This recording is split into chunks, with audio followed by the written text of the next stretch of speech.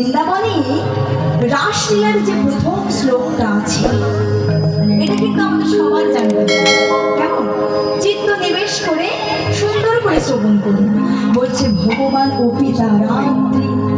ভগবান শব্দের অর্থ হলো যিনি আমাদের বিশ্ব ব্রহ্মাণ্ডের মালিক, যার অঙ্গুলি হিলনে জগৎ সংসারের সৃষ্টি, যার অঙ্গুলি হিলনে জগতের প্রত্যেকটা জীবের সৃষ্টি। তাহলে সেই ভগবান কৃষ্ণচন্দ্র আজকে বৃন্দাবনে এসে রাধা রাধা নাম ধরে বংশাধর করছে। তা আবার কেমন না রাখালের বেশ ধারণ করে। জানি তাই একটা রিকোয়েস্ট দাদা ভাই, আর কিন্তু সময় নেই, তুমি এই সাউন্ডটা এরকমই থাকবে জানো, হ্যাঁ নাহলে আমি গান গাইতেই পারবো না, একদম সব শেষ হয়ে যাবে। আমরা মনে কিছু করবেন না, ইন্ডিয়ার মানুষ তো আমাদের সাউন্ড থাকবে একদম ফুল। শিল্পী যেমন হয় সাউন্ডের জ্বালায় মানে সেখানেই থাকা যাবে। এখান থেকে ওই আপনাদের বাজার পর্যন্ত একদম ফুল সাউন্ড একদম, তার নিয়ে মাইক নিয়ে কোথায় চলে যাবে। এখন হয়তো এখানে সেরকম পরিবেশ নেই, জানি বুঝতে পারি, কিন্তু তবু একটু অসুবিধা হয়, অসুবিধা হবে আপনাদের শুনতে, আমাদের তো হবে। ওই জন্য বলছি ভুল ত্রুটি হলে একটু ক্ষমা করে দেবেন, মনে কিছু করবেন না। ভগবান অপি তারা, অপি শব্দের কথা অর্থ হচ্ছে হই, ভগবান হই। তাহলে যে ভগবান কৃষ্ণচন্দ্র আমার বিশ্ব ব্রহ্মাণ্ডের মালিক, যার অঙ্গুলি হিলনে জগৎ সংসারের সৃষ্টি, জগতের প্রত্যেকটা জীবের সৃষ্টি, সেই ভগবান কৃষ্ণচন্দ্র কেন রাখালের বেশ ধারণ করে বৃন্দাবনে এসে রাধা রাধা বলে বংশধ্বনি করছে? তার কি অভাব ছিল? তার কি কোনো অভাব ছিল? তার কোনো অভাব ছিল না। শুধুমাত্র শুদ্ধ প্রেমটাকে পাওয়ার জন্যে, শুদ্ধ ভক্তিটাকে পাওয়ার জন্যে তিনি আজকে রাধা নাম ধরে বংশধ্বনি করেছেন।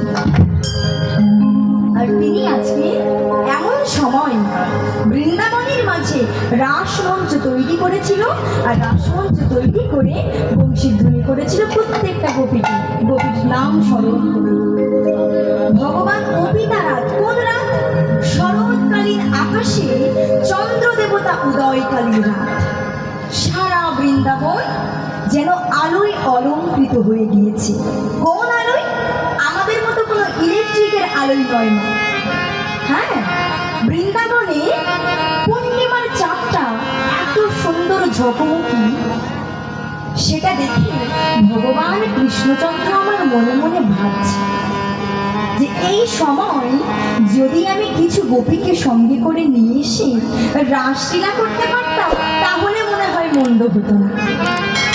ভগবান অপিতারাজ শারদা ফুল্ল মল্লিকা বৃক্ষাঙ্গরান্ত মানুষচক্রে যোগমায়া মুখস্থিতা। যোগমায়া অর্থাৎ স্বয়ং দেবী মা পার্বতী, দেবী দুর্গা। দুর্গা মাকে স্মরণ করেছে কেন?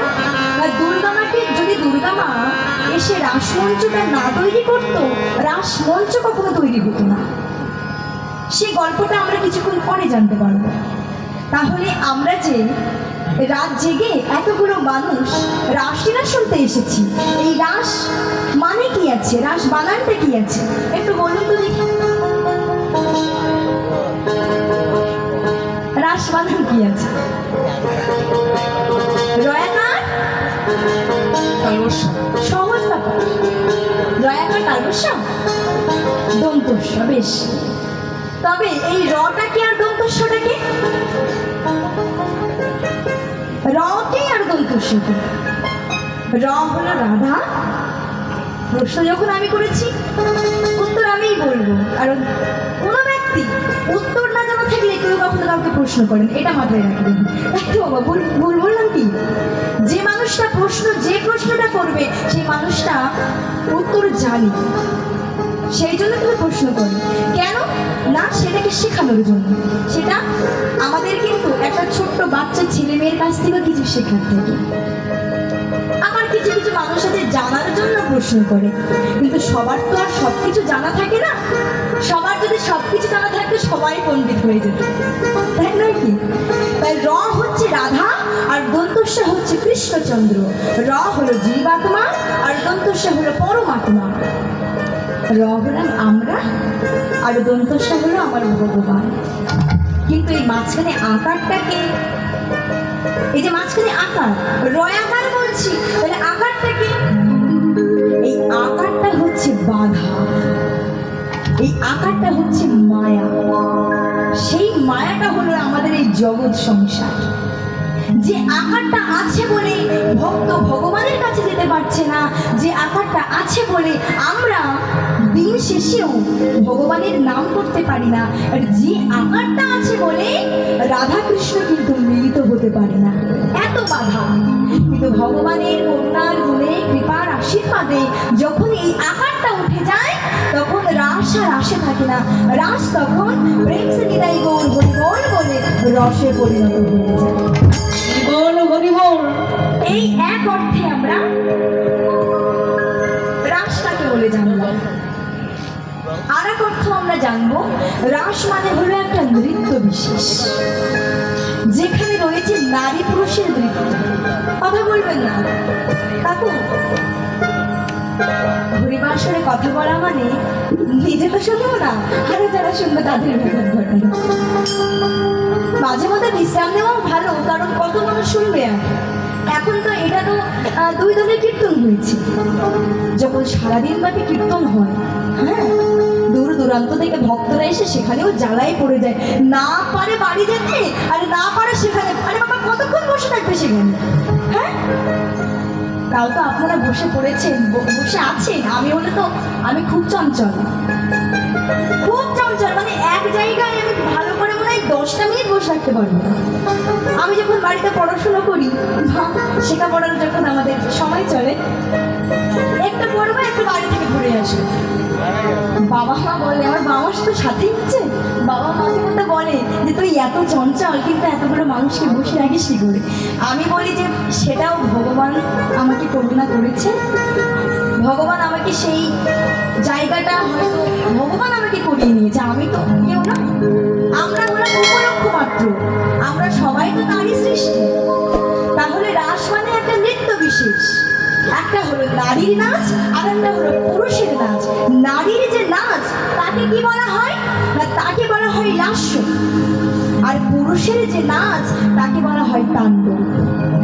তাই তো বাবা, লাস্য নারীর যে নাচ, সেই নাচের মধ্যে কত সুন্দর একটা নমনীয়তা আছে, কমলতা আছে, কিন্তু পুরুষের যে নাচ বাবারে, যেন সে তাণ্ডব করছে। যেমন কে করেছিলেন? দেবের আদিদেব, আমাদেরকে না মহাদেব, যার উদ্যোগে আজকে আমাদের এমন সুন্দর কীর্তন আসে, তিনি তো একবারে তাণ্ডব করতেন, তাই না?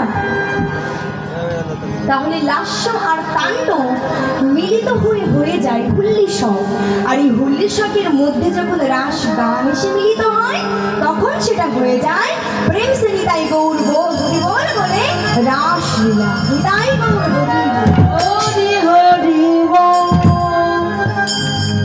তাই বৃন্দাবনের মাঝে আজকে এত সুন্দর আলো, আর ভগবান মনে মনে চিন্তা করছেন, এমন সময় যদি আমি কিছু গোপীদেরকে সঙ্গে করে নিয়ে আসতে পারতাম, তাহলে মনে হয় মন্দ কিছু হতো না। ওই শরৎকালের পূর্ণ চন্দ্র দেবতাকে দর্শন করে ভগবান কৃষ্ণচন্দ্র আমার বলছে, শরৎ চন্দ্র পবন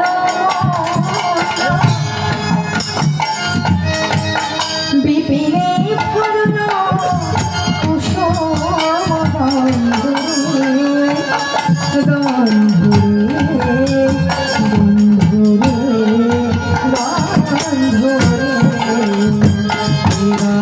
শারদ চন্দ্র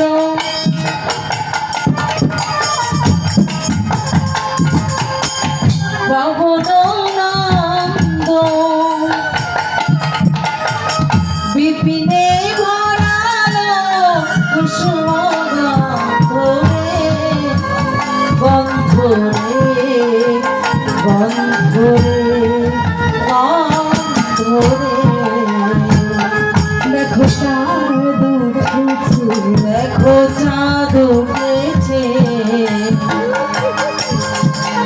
গগন মাঝে চাঁদ উঠেছে, গগন মাঝে চাঁদ উঠেছে। চলো কালাই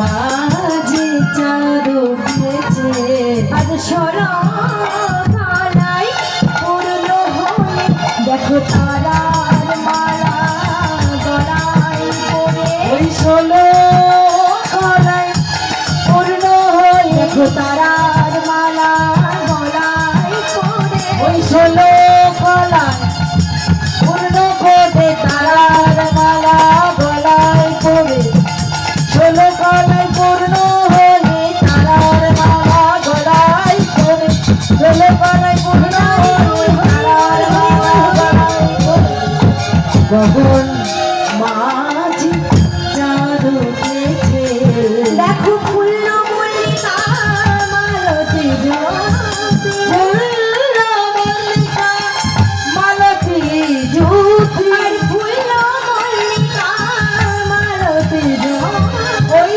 ফুল্ল মল্লিকা মালতী আর জ্যোতি মত্ত মধু কর ভারণী রে দেবা মত্ত মধু কর ভরণী রে মত্ত মধু কর ভরণী রে মত্ত মধু কর ভরণী রে ভরণী রে ভরণী রে ভরণী রে বলছি চাঁদ উঠেছে ও চাঁদ উঠেছে গগন মাঝে চাঁদ উঠেছে গগন মাঝে চাঁদ উঠেছে এই রে, সবার মন দেখছি একটু চঞ্চল হয়ে গেছে। আর একটা প্রশ্ন করি, বলছি এখানকার আকাশে কটা চাঁদ দেখা যায় গো?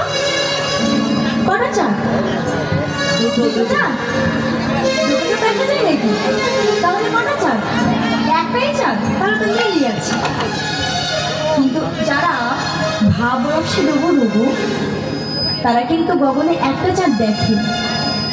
ওই যুগল চাঁদে উদয় হয়েছে দেখো যুগল চাঁদে উদয় হয়েছে সেই যুগল চাঁদ আমার চাঁদা শ্যাম চাঁদ যুগল চাঁদে উদয় হয়েছে আমাদের রাই চাঁদা শ্যাম চাঁদ যুগল চাঁদে কোথায় উদয় চাঁদ? হয়েছে আমার চাঁদা শ্যাম চাঁদ দেখো হৃদয় বৃন্দাবন মাঝে ওই রাই চাঁদ হরিশ্বার চাঁদ হৃদয় বৃন্দাবন মাঝে রাই চাঁদ শ্যাম চাঁদ হৃদয় বৃন্দাবন মাঝে রাই চাঁদ আর শ্যাম চাঁদ যুগল চাঁদ উদয় হয়েছে হেরা তো রাতে ওই চাঁদাতে বলছি কি এই রাসলীলা কিন্তু যাতালীলা নয়, স্বর্গলীলা। মুকুটমণি মধ্যমণি হলো এই রাসলীলা। এই রাসলীলা শোনার ভাগ্য কিন্তু সবারও হয় না। দেখুন তার প্রমাণ, একে একে কিন্তু সবাই চলে যাচ্ছে। হ্যাঁ, কারণ তারা কিন্তু এই লীলা শোনার যোগ্য নয়, ওই জন্য চলে যাচ্ছে। আর তারা যাচ্ছে না, সেই নিয়ে যাচ্ছে। সে একটা যোগ্য হয়ে উঠতে পারেনি বলে এখান থেকে চলে যাচ্ছে, আর সেটাকে নিয়ে যাচ্ছে ওই উপরধারায় ভগবান কিন্তু।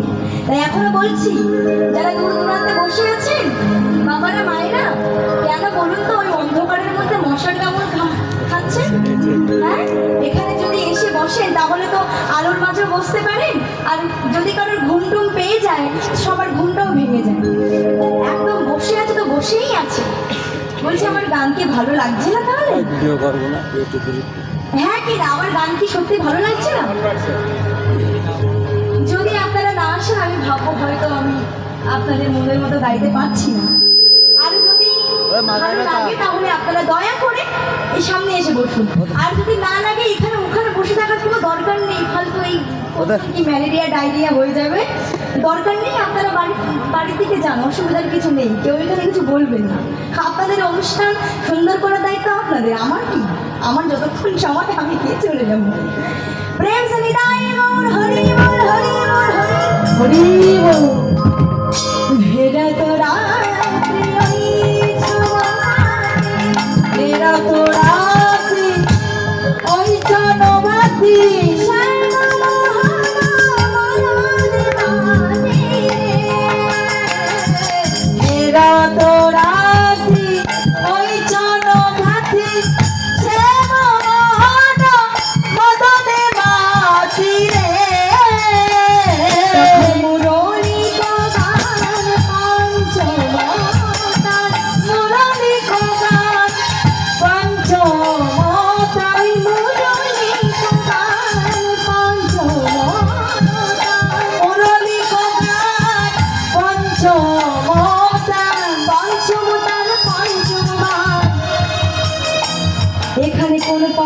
তানের কথা বলা হয়েছে জানো? এখানে তো সারেগামা পা আর পামাগারের সাইন কথা বলা হয়নি। তাহলে কোন পঞ্চম তাদের কথা বলা হয়েছে? আসলে কোন পঞ্চম তাদের কথা বলা হয়েছে? বলছি কি, আপনাদের সবার কি কৃষ্ণমন্ত্র দীক্ষিত আছে? ওইদিকে হাত তুলুন দেখি, কানা করে কৃষ্ণমন্ত্র দীক্ষিত নিয়েছেন? বেশ, অনেকেই আছে। অনেকে না, সবাই প্রায় আছে, কিন্তু ওই আবার প্রশ্ন করবো বলে অনেকে হাত তুলছেন। আমি জানি ওসব বুদ্ধি আমার জানা আছে।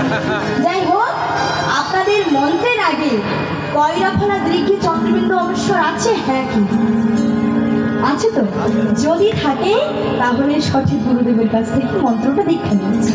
আর যদি না থাকে তাহলে অপরাধ নেবেন না, শুনতে খারাপ লাগলে এটাই বাস্তব। যদি থাকে তবে কিন্তু সঠিক গুরুদেবের কাছ থেকে আপনারা দীক্ষা নিতে পেরেছেন। হয়তো সাধন রজন করার সময় হয় না, বা আস্তে আস্তে সময় অনুযায়ী হয়ে যাবে। এইবার দেখুন, এই কয়রাফলা দীর্ঘে চন্দ্রবিন্দু অনুসার কটা সংখ্যা আছে হাতে গুনুন তো দেখি। ক রফলা দীর্ঘি চন্দ্রবিন্দু অনুসার কটা হয়েছে? 5টা। এই যে পঞ্চবান, এই পঞ্চবান কার?